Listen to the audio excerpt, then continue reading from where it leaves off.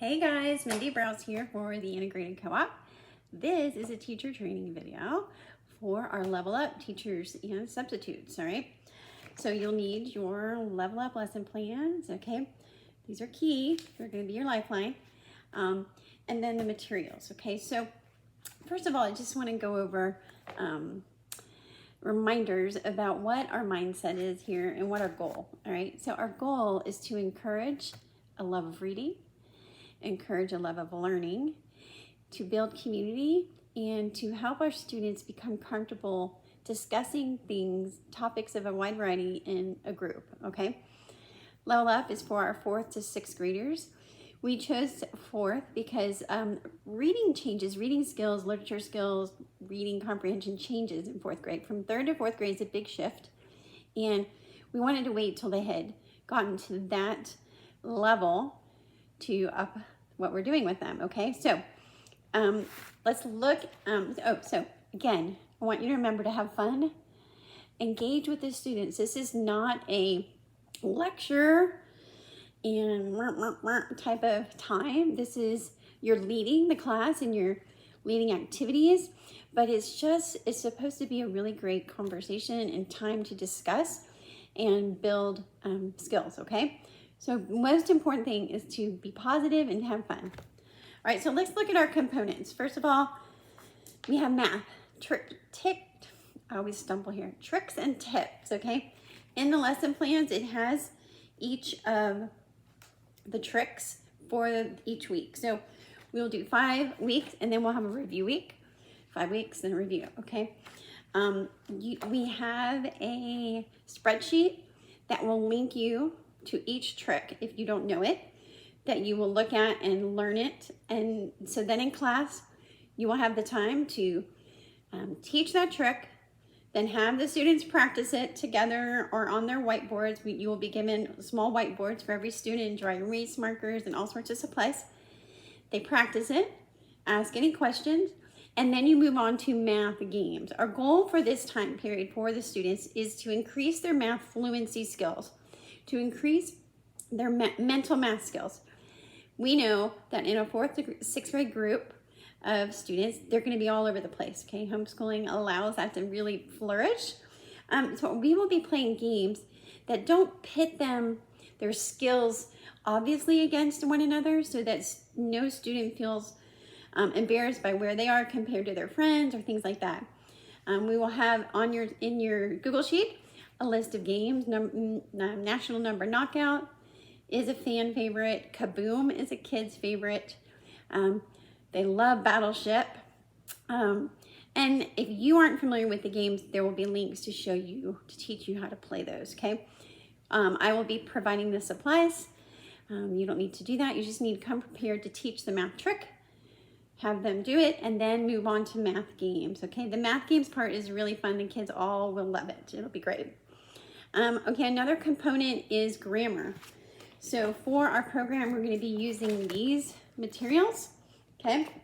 The Daily Grams, grade 5, and Easy Grammar, grade 5, all right? And for that, in the lesson plans, it will show you what each week we will do. So for example, for week 1, at home, the students will do grams 1 through 4 in their workbook, okay? So day 1, okay? At home, they will take an assessment test, which is at the beginning of the teacher book. So if parents don't have that teacher book, you may need to send them a copy of that, or meet with them so they can make a copy of it. And then on day 1, you're going to do gram 5 together in class and discuss it, okay? So day 5, gram 5 has this. So it has capitalization. You're going to do it together. They will have their workbooks. They will fix the capitalization, then you discuss it together. Why is the M in my grandfather's favorite place is Woods Canyon Lake capitalized? Because it's the first letter of a sentence. Why is Woods Canyon Lake capitalized? Because it's a proper noun, proper name, okay? Then you move through, okay? So you move through each one. They do it. Then you can even ask students, what's the correct answer there? Tell us. Why? Okay, so you're reinforcing all of those skills. You're going to do that. You're also going to, at that time, look in their book club book and say, can anyone find me in our book club book an example of this capitalization? Can you find, and like this is, has some contractions on gram 5. Can you find a contraction? And they can get out their books and look for that, okay? So you're gonna wanna do that every time, is find connections in our novel and in the writing, okay? That won't take very long, all right? Let's see.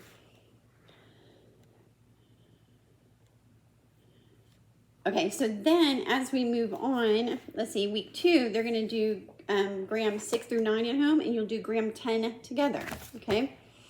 So from week 1, they'll do assessment, and then week 2, you're gonna start doing the workbook. So then at home, they're gonna do pages 1 through 4 of the student book.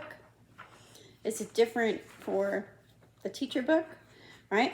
But then you will discuss what they did that week and complete workbook page 5 together.